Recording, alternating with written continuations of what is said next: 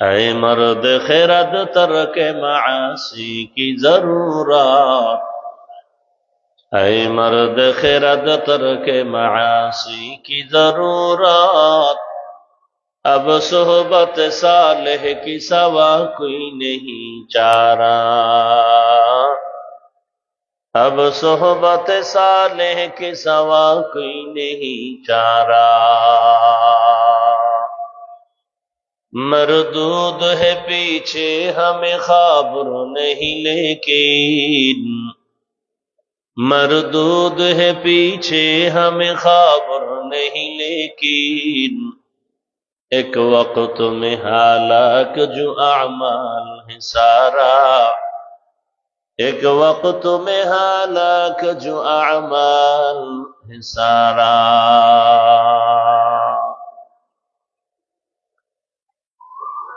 দারুল Uloom Al Arabiya কর্তৃক আয়োজিত বার্ষিক ওয়াজ মাহফিল 12 ডিসেম্বর 2024। এই ডানে সাউন্ড হয় না কেন? মহতি এ মাহফিলে উপস্থিত মোহতারাম সম্মানিত সভাপতি, প্রধান অতিথি, বিশেষ অতিথিবৃন্দ, হযরত উলামায়ে কেরাম, বিভিন্ন জায়গা থেকে আগত আল্লাহ পাকের আশিকিন, জাকিরিন, শাকিরিন, মুহিব্বিন, মুরব্বিয়ান এজাম, কলিজার টুকরা আমার সমবয়সী যুবক বন্ধুগণ, স্নেহের ছোট ভাই, পর্দার আড়ালে মাইকের আওয়াজ শ্রবণরতা সম্মানিতা মা ও বোনেরা, আমার পরে কেউ আছে?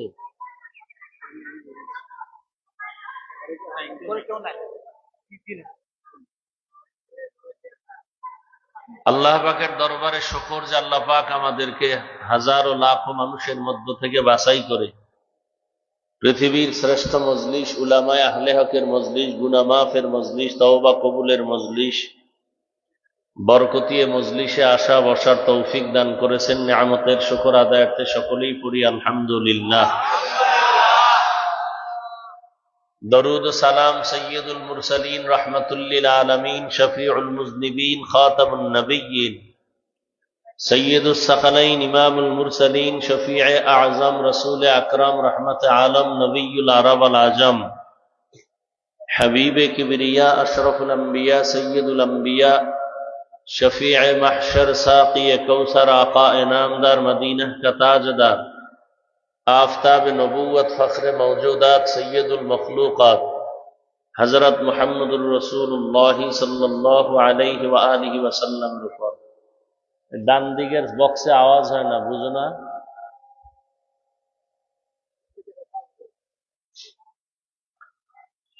সর্বোপরি শুকর যাদের অক্লান্ত পরিশ্রমের মাধ্যমে আজ সুন্দর আয়োজন, সময়, পরামর্শ, অর্থ দিয়ে দোয়া করে উপস্থিত হয়ে মাইক, লাইট, প্যান্ডেলের ব্যবস্থাপনার মাধ্যমে সহযোগিতা যারা করেছেন, প্রত্যেককেই আল্লাহ পাক খেদমতের বরকতে দুনিয়াতে শান্তি, পরকালে মুক্তির ব্যবস্থা করে দিন।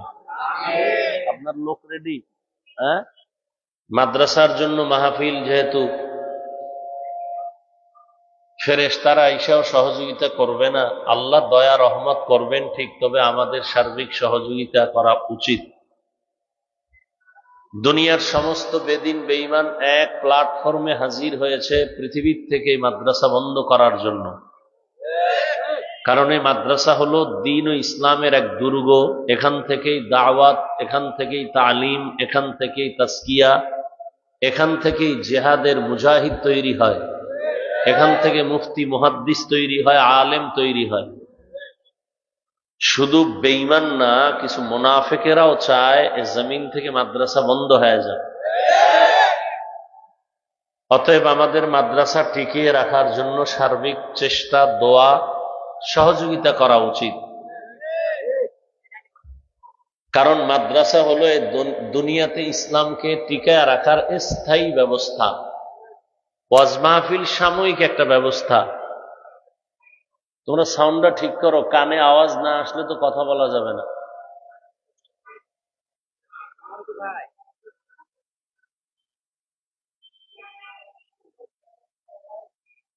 কি বলতেছিলাম? ওয়াজ মাহফিল একটা সামান্য,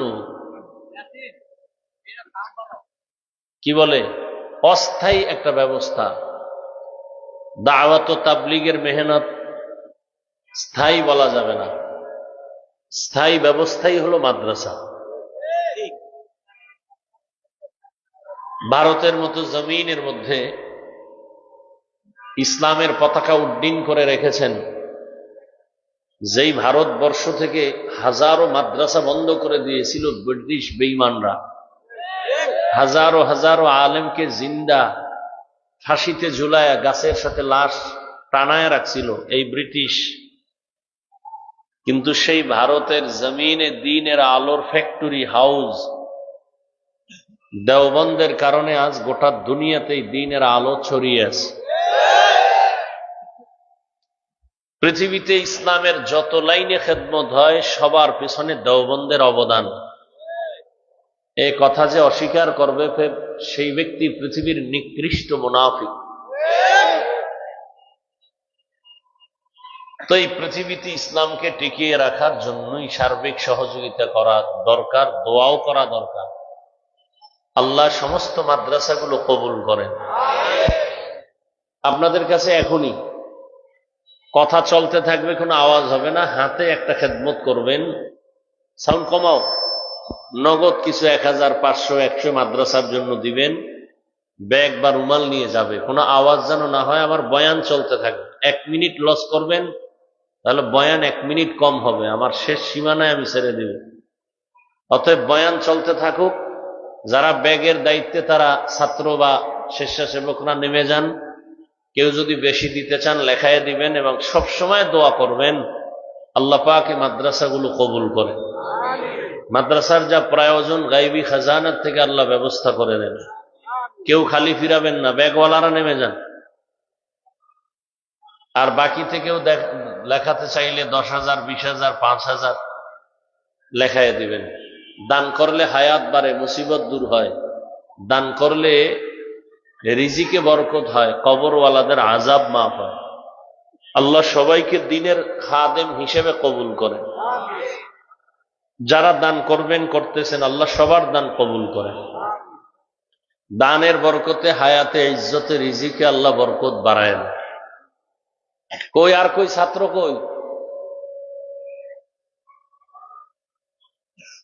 কই লোক কই?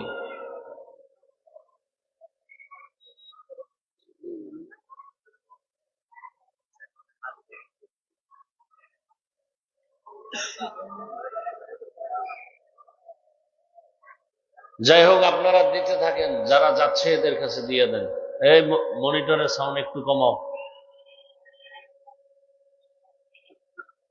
আলোচনা শুনতে থাকেন। কোরআনে হাকিমের এক আয়াতে কারিমা আমি আপনাদের সামনে তেলাওয়াত করেছি, সূরা বাকারার শুরু থেকে। নবীজির হাদিস থেকে এক টুকরো হাদিস পড়েছি। আয়াত ও হাদিসের আলোকে ইখলাস রুহানিয়তের সমন্বয়, সহি নিয়তে, সহি তরিকায়, সহি কিছু কথা আমাকে বলার মতো, আপনাদেরকে শুনবার মতো দয়াময় আল্লাহ তৌফিক দান করেন। আলিফ লাম মিম, ওয়াল্লাহু আ'লামু বিমুরাদিহি বিযালিক, যালিকাল কিতাবু লা রাইবা ফীহ। এটা এমন একটি কিতাব। বক্স এটা এদিকে দিছো, ওটাও দাও। ওই বক্সটা এদিকে ঘুরাইলা, ওটা ওদিকে দিলা কেন?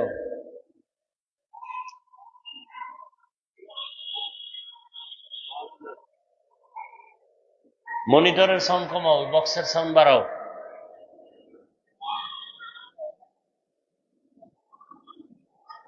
যালিকাল কিতাবু লা রাইবা ফীহ, কোরআনে হাকিম এমন একটি কিতাব যার মধ্যে কোনো ভুল নাই, সন্দেহের অবকাশ নাই। হুদাল্লিল মুত্তাকিন, আল্লাহ কোরআন অবতীর্ণ করেছেন মুত্তাকিনদের হেদায়াতের জন্য। নবীজি বলেন, ইত্তাকিল মাহারিম তাকুন আ'বাদান নাস, তোমরা আল্লাহ পাকের নিষিদ্ধ জিনিস থেকে বেঁচে থাকো, অবৈধ হারাম থেকে নিজেকে বাঁচাও, তো আল্লাহর আদালতে মানুষের কাছেও মর্যাদা বেড়ে যাবে। সবাই দান করছেন তো? কথা হয় না, আপনারা করেন নাই? এই যাও না কেন? আপনাদের লোক নাই, শুধু একটা দায়িত্ব দিয়ে আমারে বসায় রাখছেন।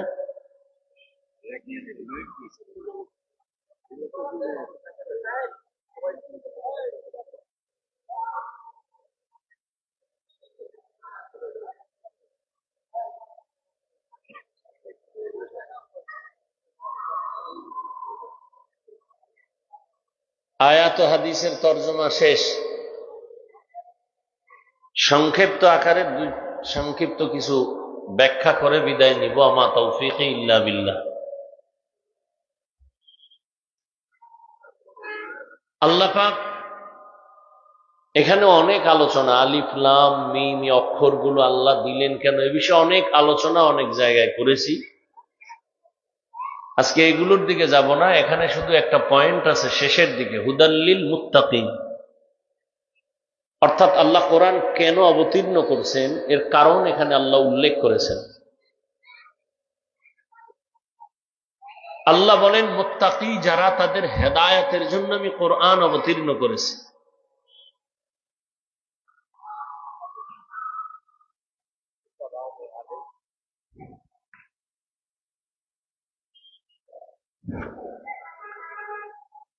কোরআন শরীফের এখানে যে আল্লাহ বললেন মুত্তাকিনদের হেদায়েতের জন্য আমি কোরআন দিলাম, এবার আসেন মুত্তাকি কারা। সবাই জানে কম বেশি,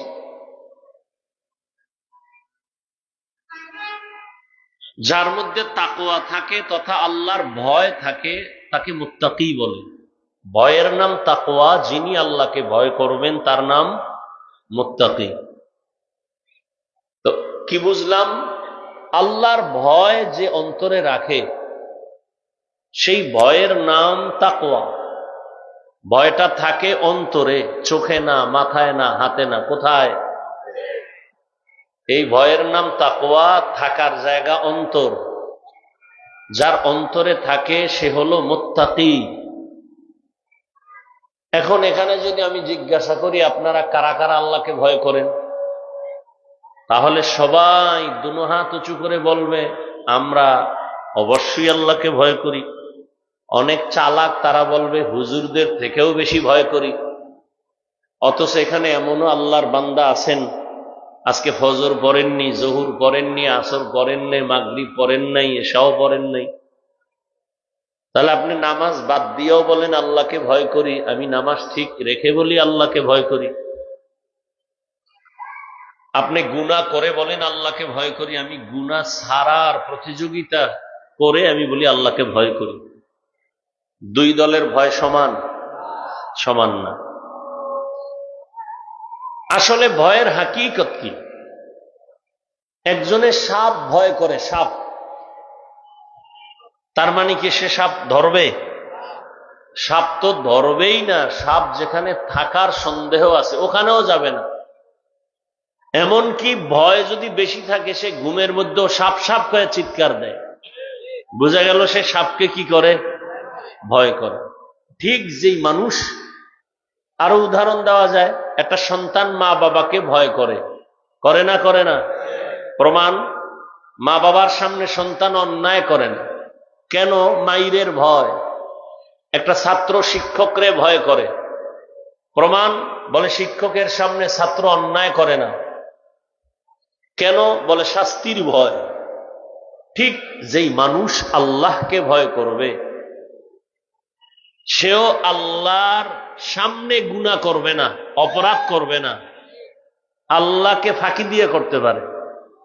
তবে বলেন তো আল্লাহকে ফাঁকি দেওয়ার জায়গা আছে কোথাও? নেই।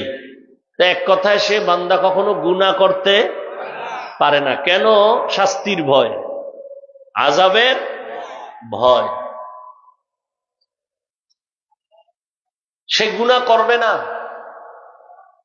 প্রয়োজনে আল্লাহর ভয় যার বেশি সে গলায় ছুরি লাগাবে, দাড়ির মধ্যে অস্ত্র লাগাবে না।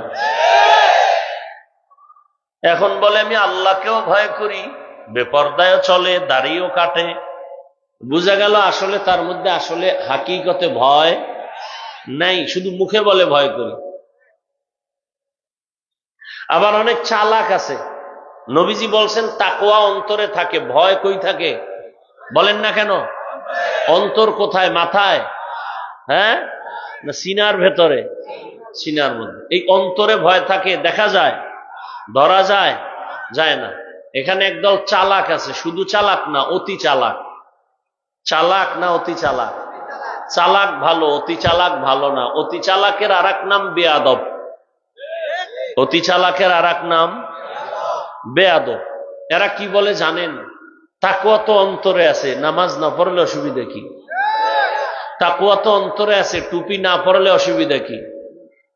তাকওয়া তো অন্তরে আছে, দাড়ি না রাখলে অসুবিধা কি?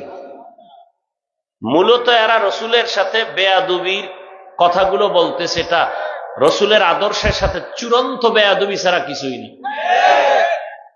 এই বেয়াদবি করলে বোঝা যায় তার মধ্যে আল্লাহর ভয় আছে। আমি উদাহরণ এভাবেও দেই।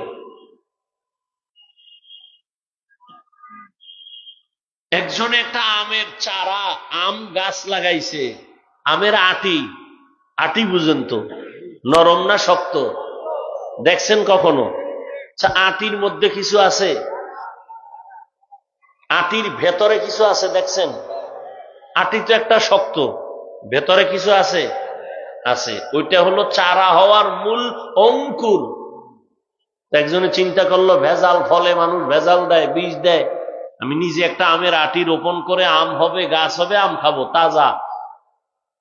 তো আমের আটি মাটির মধ্যে রোপণ করলো, ধরে নেন ছাদে, ঢাকার শহরে জায়গা নাই,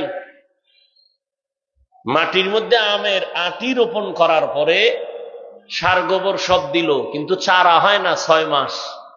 একটা আমের আটির থেকে চারা উপরে উঠতে 6 মাস লাগে? লাগে না। 6 মাস ওভার চারা হয় না। মাথা গরম হয়ে গেল, খেদমত করতেছি, চারা উঠে না কেন, গাছ উঠে না কেন, নমুনা দেখা যায় না কেন? কৃষি বিভাগে চলে গেল, কৃষি অফিসার, আমের আটি মাটির মধ্যে রোপণ করলাম, চারা হয় না কেন, গাছ উঠে না কেন? একজন অভিজ্ঞ এসে সেটাকে পরীক্ষা করে বলল, তুমি যে আমের আটি মাটির মধ্যে রোপণ করেছো, ওই আমের আটির ভেতরে যে অঙ্কুর নরম না শক্ত? নরম, ভেতরের সবুজ কালারের, এটা পচা। এটা কি? যদি ভেতরের অঙ্কুর তাজা থাকতো তো মাটির উপরে চারা দেখা যাইতো। যেহেতু উপরে চারা দেখা যায় না, প্রমাণ আমের আটির মধ্যের অঙ্কুর পচা না তাজা? পচা। ঠিক তেমনি ভাবে যারা বলে তাকওয়া অন্তরে আছে, টুপি পর না পড়লে অসুবিধা কি, এদের কথার দ্বারা প্রমাণ তাকওয়ার চারা মাথায় টুপি উঠবে, এটাই বাস্তব। তাকওয়ার চারা গালে দাড়ি উঠবে, তাকওয়ার চারা মদিনার পোশাক থাকবে।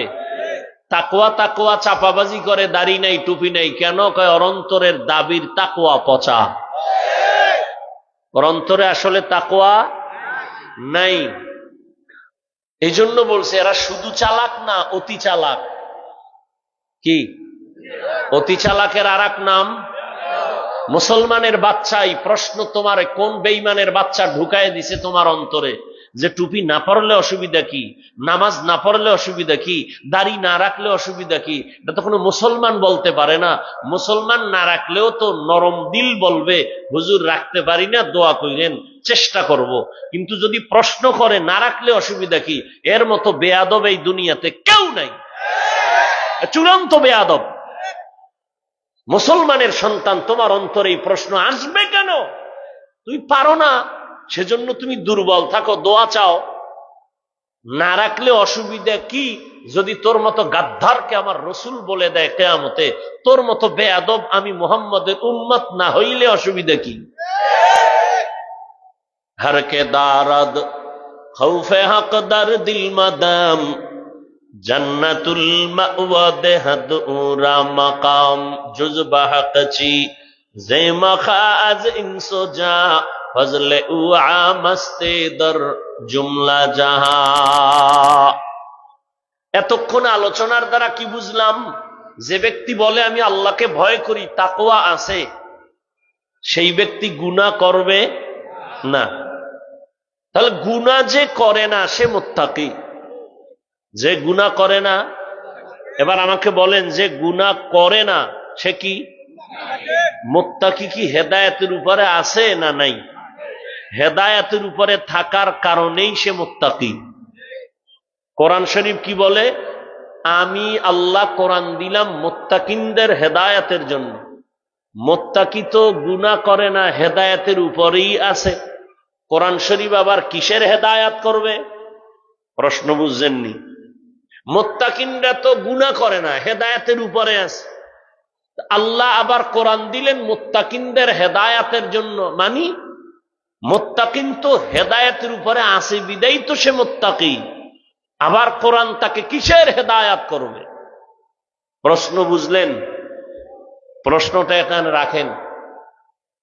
আল্লাহ কোরআন কেন নাজিল করলেন এই এক জবাব এখানে। অন্য আয়াতে আল্লাহ আরেকটা কারণ বলেন, শাহরু রমাদানাল্লাযী উনজিলা ফীহিল কুরআন হুদাল লিন্নাস ওয়া বাইয়িনাতিম মিনাল হুদা ওয়াল ফুরকান। রমজানে আমি কোরআন অবতীর্ণ করেছি দুনিয়ার সমস্ত মানুষের হেদায়েতের জন্য। তাহলে এখানে আল্লাহ কোরআন কেন নাজিল করছেন কি বললেন? দুনিয়ার সমস্ত মানুষের। সমস্ত মানুষ কি হেদায়েত পাইছে দুনিয়ার? দুনিয়া বাদ দেন, আমগো দেশের মানুষ পাইছেনি? দেশ বাদ দেন, এই ভ্যান্ডেলের সবাই পাইছেনি? তা কোরআনের ওয়াদা কই? হুদাল লিন্নাস। আল্লাহ বলেন আমি রমজানে কোরআন অবতীর্ণ করেছি সারা দুনিয়ার মানুষের হেদায়েতের জন্য। সারা দুনিয়ার মানুষ কেন? আমার ঘরের ফ্যামিলির, আমার আত্মীয় সবাই তো হেদায়েতে নাই। আমি নামাজ পড়ি, আমার অনেক আত্মীয় কয় এত নামাজ লাগেনি। আমি দাড়ি রাখছি বলে এই অল্প বয়সে দাড়ি লাগেনি। আমি কওমি মাদ্রাসায় পড়েছি, আমার আত্মীয়দের মধ্যে কত হেদায়েতের বাইরের মানুষ আছে বলে মাদ্রাসায় পড়ে লাভ নাই। নাই? যে কয় মাদ্রাসায় পড়ে লাভ নাই ও হেদায়েতে আছে? অথচ আল্লাহ ওয়াদা করছেন আমি কোরআন অবতীর্ণ করেছি বাংলাদেশের হেদায়েতের জন্য না সারা দুনিয়ার? ও আল্লাহ, সারা দুনিয়ার মানুষ কেন হেদায়েত পায় নাই? কেন হেদায়েত পেল না? এর সংক্ষিপ্ত জবাব আল্লাহ বলেন দুনিয়ার সব মানুষের জন্য আমি হেদায়েতের বাণী দিলাম কোরআন। দুনিয়ার সব মানুষ হেদায়াত কেন পায় না? এর সংক্ষিপ্ত জবাব দুনিয়ার সবাই আল্লাহর কাছে হেদায়াত চায় না। যে চাইছে, যেমন যেই নবীজির চেহারা মোবারক এক নজর দিয়া তাকাইলে পেটের ক্ষুধা থাকে না, যেই রহমতের নবীর চেহারা এত বরকতি, নবীজির চেহারা মোহাব্বতের নজর দিলে জাহান্নামের আগুন হারাম হয়ে যায়। এই রহমতের নবীকে সামনে বসে একদিন আর 2 দিন না, দীর্ঘ 13টা বছর তাকায়া তাকায়া দেখছে নবী কেমন। নবীর বয়ান শুনছে, এর পরেও 13 বছরে কালেমা জবানে আসে নাই, বরং আজীবন আমার নবীর বিরোধিতা করে গেল। নবীরে দেখলে কলিজা ঠান্ডা, পেটের ক্ষুধা নিবারণ হয়। সেই নবীকে 13 বছর দেখিয়াও কালেমা পড়ে না। এরম বেঈমানের নাম জানেননি? কথা বলেন। গর্বা সুরত আদমি ইনসাবুদে আহমদ বু জাহলো হাম এক সাবুদে আদমিরা আদমিয়ত লাজিমাস আউদেরাগর বুনা বাশদ হি জামাজ আদমিয়ত লাহমু শাহমু পশতে নিস আদমিয়ত জুজরে যায় দোসতে নিস। এত বড় বেঈমান রহমতের নবীকে 13টা বছর সামনে থাইকা দেখার পরেও বয়ান শুইনা কালেমা পড়ল না। আর অন্যদিকে 27 বছরের একটা যুবক তরবারি নিয়ে যায় আমার নবীকে জবাই করার জন্য। নবীর সামনে দাঁড়াইয়া চেহারাটা দেখা তরবারি ফালায় বলে, ইয়া রাসূলুল্লাহ, আমাকে তরবারি দিয়া কল্লা কেটে দেন, তার আগে কালেমা রশি গলায় লাগায় দেন। 13 বছর আবু জাহাল নবীজিরে দেখলো, কালেমা পড়ে নাই। আর 27 বছরের যুবক নবীকে জবাই করতে গিয়া কালেমাওয়ালা মুসলমান, এমন মুসলমান যেই সময় নবীর হাতে মাত্র 39 জন পুরুষ মুসলমান গোপনে দাওয়াতের কাজ করে, 11 জন মহিলা। ওই সময় 27 বছরের যুবক আইসা 40-এর কোঠা পূরণ করলো। পূরণ করিয়া কালেমা পড়িয়া যেই তরবারি নবীর বিরুদ্ধে ছিল ওই তরবারি এবার নবীর পক্ষে উঠাইয়া বাইতুল্লাহর পার্শ্বে গিয়া কয়, ও মক্কার কাফের মুশরিকেরা, মুহাম্মদের বিরুদ্ধে কথা বলতে যদি চাও মুহাম্মদের প্রয়োজন নাই, আমার তরবারির সামনে দাঁড়াও, তরবারি যথেষ্ট।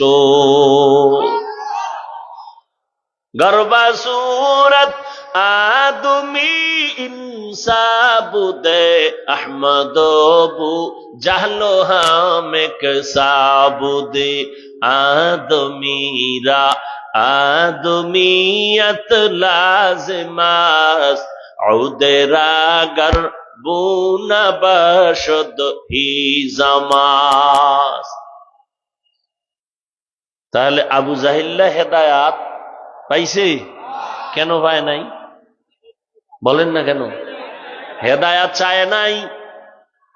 হাতের মুষ্টির মধ্যে পাথর নিয়া নবীজিকে বলে, ভাতিজা যদি বলতে পারো আমার হাতের মুষ্টির মধ্যে কি আছে? কেন? হ্যাঁ, যদি বলতে পারো পুরস্কার। কয় কি? আমি তোমারে নবী মানবো, কালেমা পড়ে ফেলবো। নবী বলেন আমি বলতে জানি না। কেন ভাতিজা তুমি জানো না? নবী বলেন আমি অদৃশ্যের এলেম আমার নাই, আমি গাইবের মালিক না। গাইবের এলেম কার? কুল লা ইয়ালামু মান ফিস সামাওয়াতি ওয়াল আরদিল গায়বা ইল্লাল্লাহ। হে নবী আপনি জানায়া দেন, আসমানের বাসিন্দারা কেউ গাইব জানে না, জমিনের বাসিন্দারা কেউ গাইব জানে না, একমাত্র গাইবের মালিককে।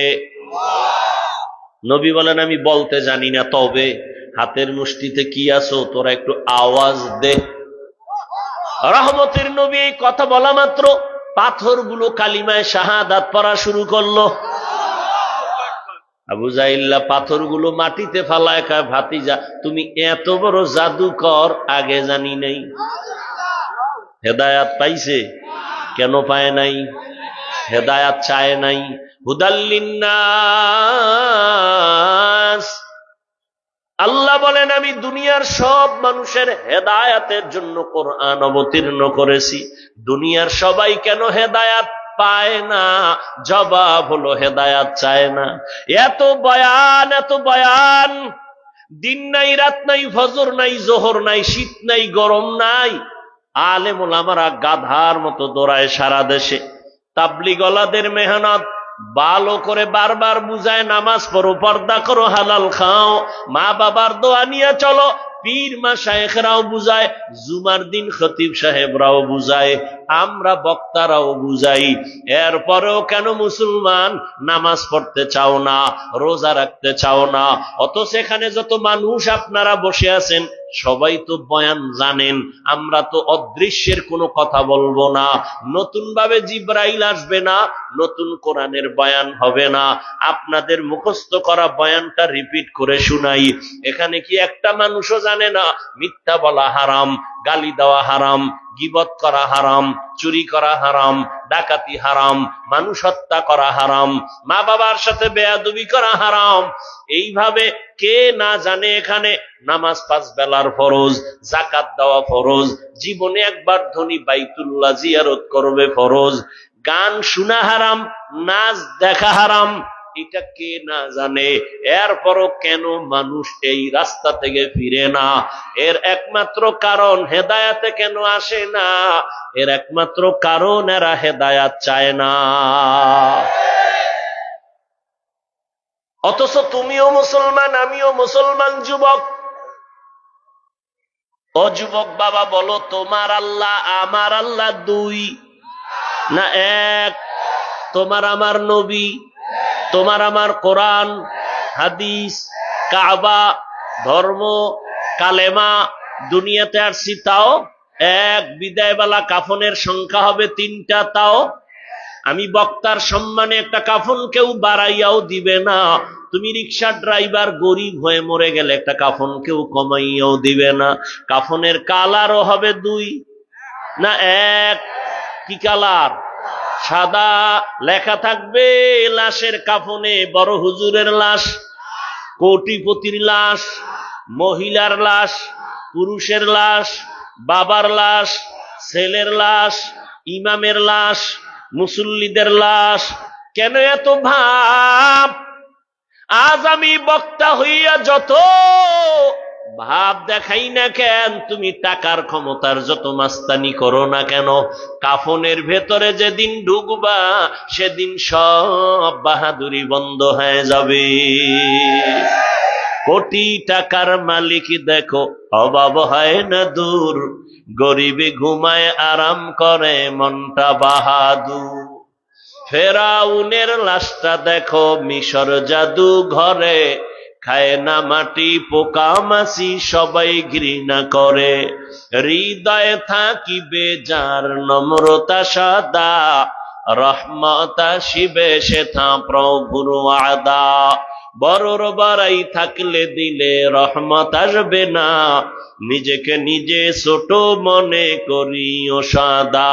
উঁচু জমিন থেকে পানি নিচু জমিনে যায়, তেমনি খোদার রহমত আসে নম্রতার হৃদয়।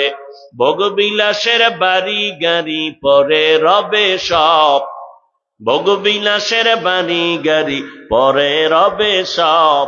থাকতে সময় স্মরণ করো আল্লাহ আমার রব, থাকতে সময় স্মরণ করো আল্লাহ আমার রব। দুনিয়াতে আসছি তাও এক, বিদায় বেলা কাফন হবে এক, কালার হবে এক, কবরের সাইজ আলাদা না তাও এক। কবরের ভেতরে রাখার পরে প্রশ্ন হবে 3টা, তাও কি আলাদা? কে পীর, কে মুরিদ, কে আলেম, কে মূর্খ, কে বড়, কে ছোট, কে ধনী, কে গরিব, কোনো ভেদাভেদ নাই।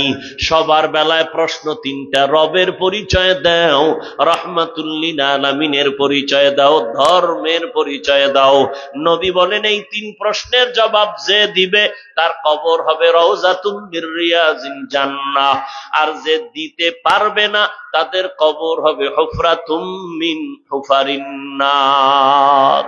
এরে আল্লাহর বান্দা, তোমার আমার আল্লাহ এক, নবী এক, কোরআন এক, কাবা এক, ধর্ম এক, কালেমা এক, অথচ তুমি কেন টুপি মাথায় দাও না? আমার টুপি মাথায় না দিলে লজ্জা পাই। তুমি কেমন মুসলমান যে তুমি টুপি দিতে লজ্জা পাও? আমি দাড়ি কাটতে লজ্জা পাই। তুমি কেমন ভিআইপি জগতের মুসলমান যে দাড়ি রাখতে লজ্জা পাও? তুমিও মুসলমান, আমিও মুসলমান। আমি নামাজ না পড়লে লজ্জা পাই, তুমি নামাজ পড়তে গেলে লজ্জা পাও। আমি মসজিদে না ঢুকলে লজ্জা লাগে, তুমি মসজিদে ঢুকতে গেলে লজ্জা লাগে। আমি পর্দা না করলে লজ্জা পাই, তুমি কেমন মুসলমান যে পর্দা করতে গেলে লজ্জা পাও? কারণ কি? এর একটাই মাত্র কারণ, হেদায়াতের চিন্তা তোমার অন্তরে নাই। তুমি মনে করতেছো গাঞ্জা খাই আর মদ পান করি আর সুদ খাই, আমার মুসলমানই নেয় কে? ঈদগায় তো আমার কেউ ধাক্কা দিয়ে ফালায় দেয় নাই। আমি তো নামাজ পইরা, নামাজ না পইরাও ঈদের ঈদগায় সামনের কাতারে গিয়া বিদেশি যায় নামাজ বিছাইয়া বসি। হ্যাঁ, আমি তো দাড়ি কাইটা যত মাস্তানি করি, কই আমার জুমার দিন তো মসজিদের সামনের কাতারে যায় নামাজ আমারটাই, কারণ আমি এলাকার বড় সুদখোর, আবার মসজিদের সভাপতি। কি নাই? গজব আসবে না কেন? শান্তি আসবে কিভাবে? শিয়ালের হাতে মুরগি দিলে কি আর ভাবা যায়? কেউ যদি কয় শিয়াল মুরগি 3 দিন আমানত, শিয়াল কয় দোয়াও চাই মাফও চাই, 3 দিন কেন 1 দিনও না? জিন্দা কেন, মরাও দেওয়া যাবে না। শিয়ালের হাতে মুরগি রাখলে যা হবে, সুদখোর বেনামাজির হাতে ধর্মের চাবি দিলে তাই হবে। কি দিছে কারা? জিব্রাইল। এই গুনাহগার বেনামাজির হাতে, ধান্দাবাজার চান্দাবাজের হাতে ধর্মের চাবি কে দিয়েছে? আল্লাহ দিছে। কারা দিছে? কও না, সত্য কথা কও না কেন? কারা দিছে? আমরা দিছি, এটা খাওয়া যায় না? হ্যাঁ, প্রেস্টিজ নষ্ট হবে আমরা দিছি বললে না। ভোটের আগে চিল্লাইছি ইসলাম চাই, ভোটের রাত্রে সকালের আগে ভোর রাতে টাকা খাইয়া সকালবেলা কেবলা ঘুরাইয়া দিয়েছো। হ্যাঁ, ভালো করে লেখা রাখো ঘরের দরজায়, ওরে জনগণ, তুমি যদি সুদখোর হও তোমার নেতাও সুদখোর হবে, তুমি যদি বেনামাজি হও তোমার নেতাও বেনামাজি হবে, আর তুমি যদি নামাজি হও তোমার নেতাও নামাজি হবে।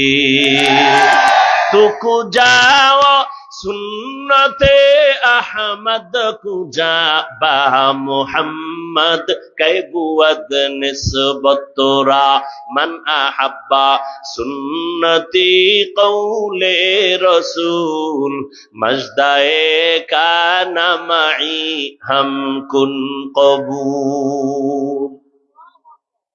হেদায়েত পায় না কেন?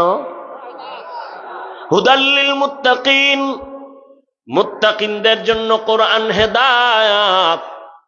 প্রশ্ন ছিল মুত্তাকিরা তো এমনি গুনাহ করে না, এই কারণেই মুত্তাকি, এদের আবার কোরআন কিসের হেদায়াত করবে? এর জবাব দুইটা। এক নাম্বার জবাব, আল্লাহ পাক হেদায়াত যাদের দিবেন মুত্তাকি, এরা তাকওয়ার উপরে চলতেছে চলতেছে, ভয় আছে না নাই? কখন জানি পইরা যায়, কখন জানি পড়ে যায়। আপনি বেনামাজির তুলনায় নামাজির ভয় আরো বেশি। আপনাকে যদি শয়তান ধোঁকা দেয় একটা, আমাকে শয়তান ধোঁকা দেয় হাজারটা। এই জন্য নবী বারবার দোয়া করতেন, আল্লাহুম্মা ইহদিনাস সিরাতাল মুস্তাকিম, ও আল্লাহ হেদায়াত তো চাই, এমন হেদায়াত যেটা স্থির, আমি পড়ে যাব না, কেউ টান দিল আমি ফসকে যাব না, আমি হেদায়েতের লাইন থেকে পড়ব না, ইস্তেকামাতের মাকাম চাই। আল্লাহ কয় কোরআন দিয়া হেদায়েত দিব মুত্তাকিনদেরকে, তার মানে ও কখনো লাইনচ্যুত হবে না, আমি কুদরতের হাত দিয়ে তাকে হেফাজত করব।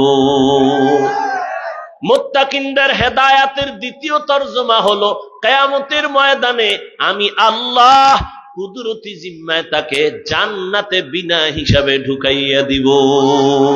হর কে দারাত খৌফে হকদার দিল মাদাম জান্নাতুল মাওয়া দেহাদ রামাকাম জুজবা হকচি জে মখাজ ইনসুজা ফজলে উআ মস্তে দর জুমলা জাহা। হেদায়াতের জন্য আল্লাহ কোরআন দিলেন। আল্লাহর ভয় অন্তরে জমা করো, আর এই আল্লাহর ভয় তাকওয়া যদি অন্তরে আসে, ওই বান্দা গুনাহ করবে দূরের কথা, গুনার কাছেও যাবে না। আর এই তাকওয়াটা ততদিন পর্যন্ত আল্লাহর ভয় অন্তরে আসবে না, যতক্ষণ পর্যন্ত একটা বান্দা আল্লাহর প্রিয় ওলি যারা, তাদের নেক নজর নিবে না। তাকওয়া অন্তরে ঢুকাও। কোথা থেকে ঢুকাবো? লিকুল্লি শাইইন মাদিনুন ওয়া মাদিনুত তাকওয়া কুলুবুন আরিফিন। প্রত্যেকটা ভালো জিনিস রাখার একটা গোডাউন আছে। তাকওয়ার গোডাউন হলো আল্লাহর প্রিয় বান্দাদের অন্তর বা কলব। তাদের কলবে আল্লাহ তাকওয়া দান করেন, আর তাদের সাথে সম্পর্ক যদি লাগাও, বান্দা তাদের নজরের মধ্যে পাওয়ার আছে, নজর লাগলেই তোমার অন্তরে তাকওয়া চলে যাবে। আপনারা জানেন দুনিয়াতে মানুষের বদ নজর মানুষের উপরে লাগে, লাগে না?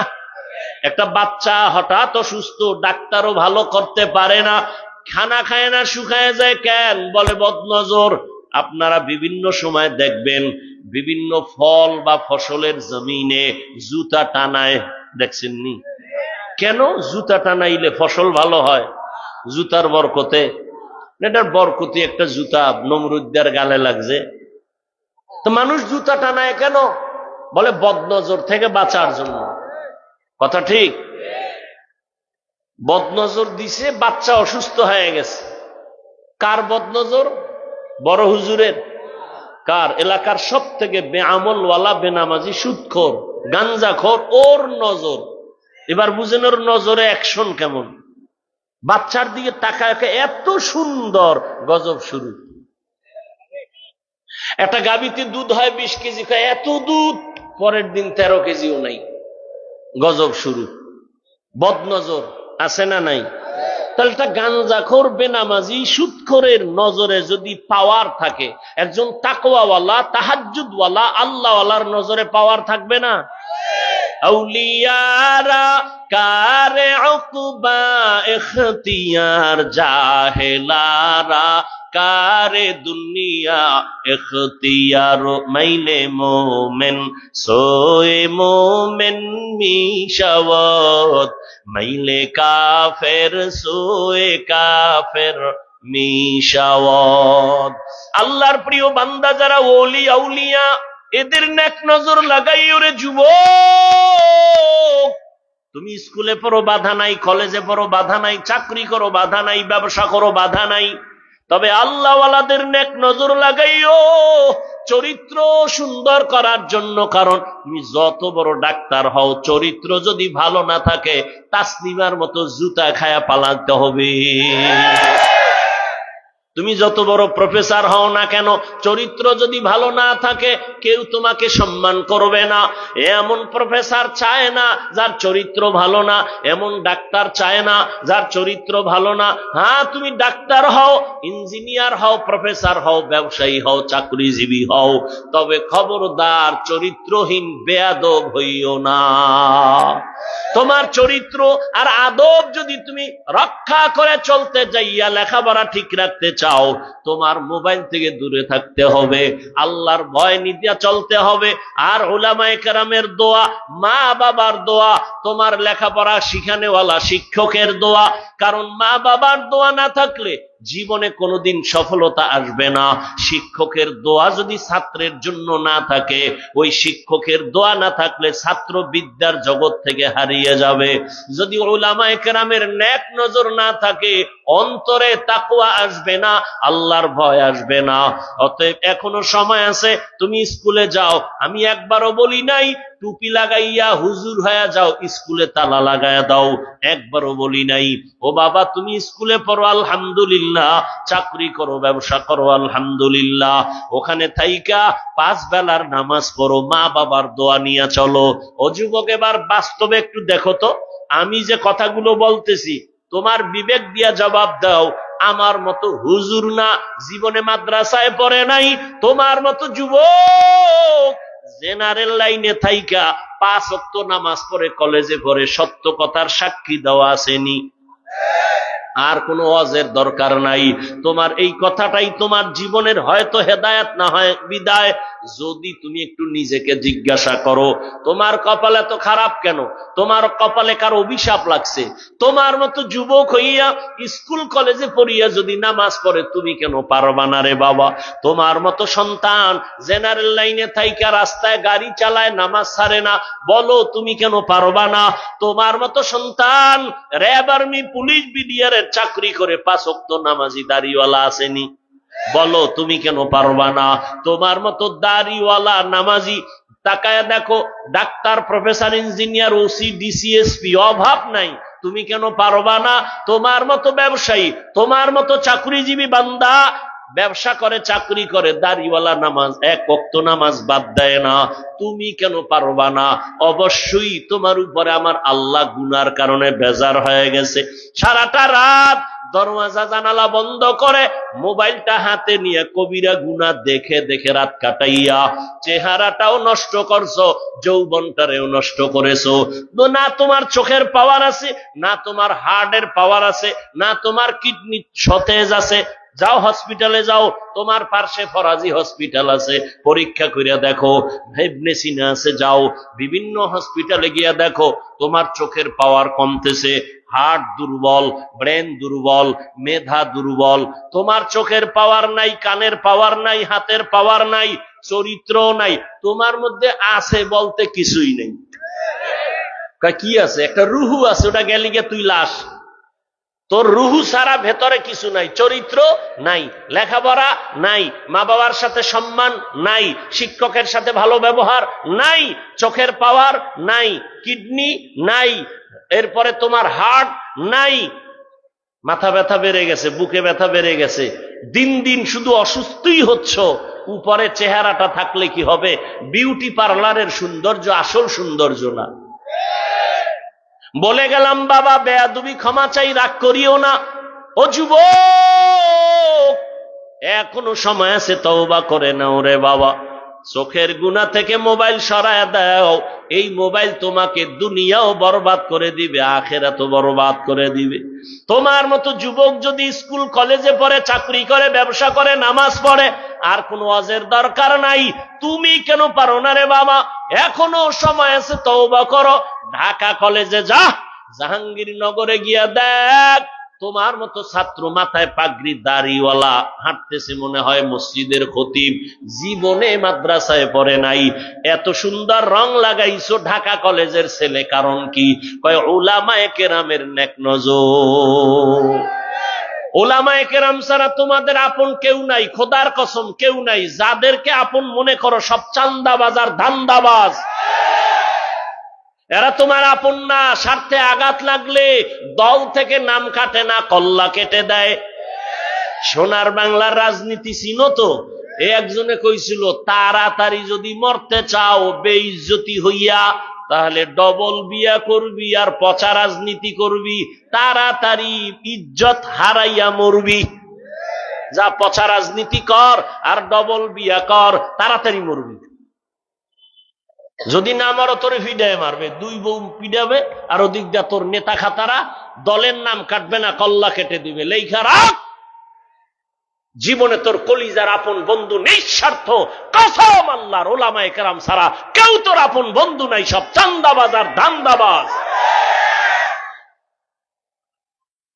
উলামায়ে কেরাম দেখছুনি ছাত্র জনতার বৈষম্য বিরোধী আন্দোলনে জীবনকে বাজি রেখা ময়দানে নামছেন, নামে নাই? নামার কারণে সফলতার চাঁদ উঠছে। কিন্তু হুজুরেরা কয় নাই, উপদেষ্টারা নামো, আমরা চেয়ারে বসবো বলছে। হুজুরেরা বইলা দিছে, যদি জুলুম হয় আবার আন্দোলন হবে। উলামায়ে কেরাম এই জাতিকে নিয়ে যেই ভাবনাটা ভাবে, আল্লাহর কসম এই ভাবনা কেউ ভাবে না। সবাই ভাবে আমার চেয়ার কেমনে ঠিক থাকবে, আমার দল কেমনে ঠিক থাকবে, ক্ষমতায় কেমনে যাবে। উলামায়ে কেরাম নিজের চেয়ারের চিন্তা করে না। ইমামতি থাক না থাক দরকার নাই, আমার বয়ান হোক না হোক দরকার নাই, এই জাতি যেন জুলুমের শিকার না হয়। এই জন্য তৈয়ার, বারবার তারা আন্দোলন করার জন্য ময়দানে নামছে, প্রয়োজনে আবার ময়দানে নামবে। কিন্তু কোন জালেমকে এক সেকেন্ডের জন্য ছাড় দেওয়া হবে না। যুবকরা, তোমাদের শক্তি আছে না নাই? তবে তোমরা উলামায়ে কেরাম সাথে নিয়ে চললে আল্লাহর নুসরাত আসবে আসমান থেকে ডাইরেক্ট। আর উল্টা পাল্টা করবা, সফলতা জীবনে আসবে না। তোমাদের কলিজার বন্ধু উলামায়ে কেরাম ছাড়া আর কেউ নাই, সব স্বার্থপর। অতএব অনুরোধ করে বলছি, বাবা এখনো সময় আছে, তওবা করে নাও। মনে মনে আল্লাহকে বলো, হে আল্লাহ, আমার মতো যুবক জেনারেল লাইনে থাইকা যদি ব্যবসা করে, চাকরি করে, গাড়ি চালায়, নামাজ পড়ে, আমি কেন পারবো না? ও আল্লাহ, তুমি আমার উপরে বেজার গুনার কারণে আর আমি গুনাহ করব না। মা বাবার বরদোয়া নিব না, উলামায়ে কেরামের দোয়া নিয়া, শিক্ষকের দোয়া নিয়া চলবো, নবীর তরিকা মেনে 5 বেলার নামাজ পড়বো। ও পর্দার আড়ালের আম্মা জানেরা, মাইকের আওয়াজ যারা শুনতেছেন, এতক্ষণ আপনাদের সন্তানদের যত বয়ান করলাম, এই বয়ানগুলো বাস্তবায়ন করার জন্য আপনার দোয়া ছাড়া সম্ভব না। একটা মা একটা গাছের মতো ছায়া, একটা গাছ যত ভালো হবে ওই ফল ভালো হবে, একটা মা যত ভালো হবে আদর্শওয়ালা সন্তান ভালো হবে। এরে আম্মা জান, আপনারা তো নবীদের মায়ের মতো মা, সাহাবায়ে কেরামদের মায়ের মতো মা। এই স্টেজে কত সন্তানের মাথায় পাগড়ি দিলাম, কোরআনের হাফেজ হয়ে গেল। ওদের মা বাবার মতো ঈদের আনন্দে এই দুনিয়ায় কেউ নাই। এরে আম্মা জানেরা, আপনারা তো খাদিজা রাদিয়াল্লাহু আনহার মতো নারী, আপনারা ফাতেমা রাদিয়াল্লাহু আনহার মতো দামি নারী, আয়েশা রাদিয়াল্লাহু আনহার মতো দামি নারী, ইসমাইল নবীর মা হাজরা আলাইহা সালামের মতো দামি নারী, ঈসা নবীর মা মারিয়াম আলাইহা সালামের মতো দামি নারী। আপনারা তো বেঈমান ফেরাউনের নাম জানেন, ওর বিবির নাম কি? আসিয়া এত বড় বেঈমান ফেরাউন যে নিজের খোদা দাবি করলো, আর তার ঘরের আসিয়া আল্লাহর এমন পেয়ারা, আল্লাহর নবী বলেন কিয়ামতের দিন আসিয়ার সাথে জান্নাতে আমার মুহাম্মদের সাথে বিয়া হয়ে যাবে। এরে আম্মা জান, বেঈমান ফেরাউনের ঘরে থাইকা তার আপন স্ত্রী যদি আমার আল্লাহর পেয়ারা হয়ে যাইতে পারে, ও ঢাকার আম্মা জানেরা, আপনার স্বামী তো ফেরাউনের মতো খারাপ না। দিন নাই রাত নাই গাধার মতো কষ্ট করে, নিজের জন্য করে না। প্রত্যেকটা পুরুষ কষ্ট করে তার স্ত্রীর মুখে হাসি ফুটাবার জন্য, সন্তানের শান্তির জন্য। এরে আম্মা জান, আপনি যদি নামাজ পড়ে দোয়া করতেন, ও আল্লাহ আমার স্বামীকে হেফাজত করো, কামাই রুজিতে বরকত দান করো। স্বামী ঘরে আসলে খেদমত করবেন, পানি আগায় দিবেন আর বুঝাবেন নামাজ পড়ার জন্য। আবার যদি বলতেন, ও স্বামী আমার, মা বাবার মায়া ত্যাগ করে তোমার সংসারে চলে আসছি, বেঁচে থাকলেও আসি না, মরে গেলেও থাকবো, না খাইয়া খাইয়া কোনো চিন্তা নাই, তবে তোমার কাছে আমার দাবি, জীবনে একটা অবৈধ টাকা ঘরে আনবা না, হারাম টাকার মাল ঘরে আনবা না, হারাম খাইয়া নিজেদের রক্ত নাপাক করব না, সন্তানের রক্ত নাপাক করতে দিব না। যদি মা স্বামীকে বুঝাইতেন, কোন স্বামী হারাম মাল ঘরে নেওয়ার সুযোগ পাইত না। আর ভালো করে জেনে নেন, যেই বাবা হারাম টাকা দিয়া সন্তানের খাওয়াইয়া বড় করবে, ওই সন্তান কোনোদিন আদোবালা হবে না, মা বাবার খেদমত করবে না। অতএব এখনো সময় আছে, তওবা করেন। এরে আম্মা জান, আপনার মতো কত মা এখনো পাবেন, খুঁজলে পর্দা করে, হালাল খায়, মোবাইলে চরিত্র নষ্ট করে না, স্বামীর মাল হেফাজত করে, সন্তানগুলো আদর্শওয়ালা বানানোর চেষ্টা করে। একটা মা বাবা যদি চিন্তা করে, আমার চরিত্রের কারণে সন্তানের চরিত্র হবে, আমি যদি খারাপ হয়ে মরি, সন্তান এই দুঃখে মানুষের কাছে লজ্জা পাবে, তাহলে আমি ভালো হয়ে চললে মানুষ দোয়া করবে, এই চিন্তা মা বাবা করলে সন্তানের সামনে রেখে কখনো অন্যায় করতো না। মা বাবা ধান্দাবাজি করে, দুনিয়ার সামান্য কিছু টাকার লোভে পড়ে, দুনিয়ার কিছু সৌন্দর্যের পেছনে পড়ে, ভবিষ্যৎ সন্তানের চিন্তা করে না, যে আমার অপরাধের কারণে সন্তান লজ্জা পাবে জায়গায় জায়গায়, সন্তান নিঃশ্বাস ফেলবে বাবার জন্য, মায়ের জন্য। গত কয়েক মাস আগে রাজশাহীতে একটা মেয়ে আধা ঘন্টা লাইভ দিছে, একজনে আমাকে শুনাইলো, লাইভ দিয়া বলেছে, বাবা তুমি দ্বিতীয় বিবাহ করেছো, আর আমি স্বামীর ঘরে আসার কারণে স্বামী আমাকে বারবার মানসিক টর্চার করে, তুমি তোর বাবার চরিত্র ভালো হলে দুই বিয়ে করলো কেন? আমি আর সইতে পারি না, আমি অধৈর্য হয়ে গেলাম, আমি এখন আত্মহত্যা করার জন্য রেডি, তুমি বিয়ে কইরা আরো বিয়ে করে শান্তিতে থাকো। একটা মা বাবার চিন্তা করা উচিত যে আমি আরামে থাকবো কি না থাকবো, ভবিষ্যৎ তো আমার সন্তান। আমার সন্তান যেন কোনো দিনটা লজ্জা না পায়, আমার সন্তান যেন বুক ফুলাইয়া সম্মান নিয়ে দুনিয়াতে চলতে পারে, এই চিন্তা যদি মা করে, এই চিন্তা যদি বাবা করে, তখন চরিত্র বিধ্বংসী কোনো কাজে মা বাবা জড়িত হতে পারে না। এখনো সময় আছে, তওবা করেন মা বাবারা। ও মুরব্বীরা, আপনার মতো বুড়ারা মসজিদে গিয়া 5 বেলার নামাজ পড়ে, আপনি কেন পারবেন না? ও যুবক বাবারা, হেদায়েতের মালিক আল্লাহ। ওই আবু জাহাল আর ওমরের কথা বুঝাইছি শুরু থেকেই, আবু জাহালের কথা বুঝাইছি। সবার কপালে কালেমা নসিব হবে না, হেদায়েতের দরজা খুলবে না। অতএব যাদের অন্তর তৈরি আছে, মরিয়া গেলে যাব, হায়াতের মালিককে, রিজিকের মালিককে। এই এত টেনশন করো কেন? চাকরি না হইলে খামু কি? গর্তের পিপিলিকার খানা কে দেয়? জঙ্গলের প্রাণীর খানা কে দেয়? নদীর মধ্যে হাজারো মাছের খানা কে দেয়? ওরা দামি না আমরা মানুষ দামি? তো কুত্তার মতো পাগল হয়ে গেছো কেন হারাম খাওয়ার জন্য? ওদের যদি আল্লাহ রিজিক দিতে পারে, আমারে পারবে না? তাহলে এত পাগল হয়ে কেন? কার পেছনে দৌড়াও? কার পেছনে দৌড়াইয়া দাড়ি কাটতেছো? কার পেছনে দৌড়াইয়া নামাজ ছাড়ছো? বলো, যার পিছনে দৌড়াইয়া নামাজ ছাড়ছো সে তোমার আপন না। একটু যদি অসুস্থ হইয়া 1 সপ্তাহ বিছানায় থাকো, মোবাইলের নাম্বার ডিলিট করে ফেলবে, তোমার আর খোঁজ নিবে না। যদি শুনি তুই মারাত্মক অসুস্থ, এখন তোর চিকিৎসার জন্য অনেক টাকা লাগবে, আর সামনে আগাবে না। কার পেছনে পইরা নামাজ ছাড়ছো রে বাবা? এখনো চিন্তা করে ফিরে আসো। ও আমার কলিজার যুবক, আর কয়টা গুনাহ করলে তোর মনের আশা মিটবে? তারপরে তওবা করবি। আর কত মাইয়ার চরিত্র নষ্ট করলে তোর মনের আশা মিটবে, তারপরে তওবা করবি। আর কতদিন পার্কে পার্কে ঘুরার পরে তোর মনের ঝাল মিটবে, তারপরে তুই তওবা করবি। ওরে কম তো গুনাহ করো নাই, কম নামাজ ছাড়ো নাই, মনে চাইছে নামাজ পড়বি না পড়ো নাই, মনে চাইছে দাড়ি রাখবি না রাখো নাই, এখনো সময় আছে, হেদায়েতের পথে আসো, ভালো একটা ডাক্তার হও, মানুষ যেন মরিয়া গেল তোমার জন্য দোয়া করে, ভালো একজন ইঞ্জিনিয়ার হও, আদর্শ নিয়ে চলো, মা বাবার দোয়া নাও, উলামায়ে কেরামের পরামর্শ নিয়ে চলো, জীবন ধন্য হয়ে যাবে। তওবা করার মতো যদি কারো অন্তর তৈরি থাকে, মুনাফিকি যদি না থাকে, যারা তওবার নিয়ত করছো, আর মা বাবার সাথে বেয়াদবি করবা না, শিক্ষকের সাথে বেয়াদবি করবা না, উলামায়ে কেরামের দোয়া নিয়ে চলবা, মা বাবার দোয়া নিয়া, উলামায়ে কেরামের পরামর্শ নিয়া, নবীর তরিকা মেনে চলবা, নামাজ ছাড়বা না, দাড়ি কাটবা না, বেপরদায় চলবা না। তওবা করার মতো যদি কারো অন্তর তৈরি হয়, মুনাফিকি না থাকে, খাঁটি তওবার নিয়ত যাদের আছে, দুটো হাত আমার আল্লাহকে দেখাইয়া দাও।